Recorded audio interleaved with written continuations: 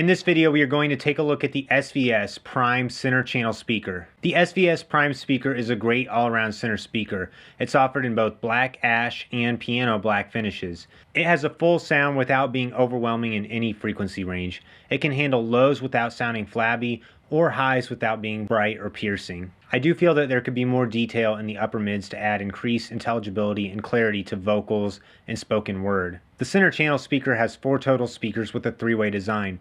It has a 1-inch aluminum dome tweeter, a 3.5-inch mid-range driver, and dual 5.25-inch woofers. This helps it achieve a well-balanced sound, and it has a lot of punch for this size of speaker. The Prime center channel is recommended to use 20 to 200 watts, and it has a sensitivity of 86 decibels and a nominal impedance of 8 ohms. The 5-way binding posts accept bare wire, pins, spade lugs, and banana connectors. SVS gives you a 5-year warranty with this speaker, and SVS is known for having great customer service. Unfortunately, the speaker does have inserts for the grill instead of magnets, but this is a small complaint. At $400 for this center speaker, it definitely stands out against others in this price range. I love the 3-way design and the overall sound and clarity you get out of this speaker.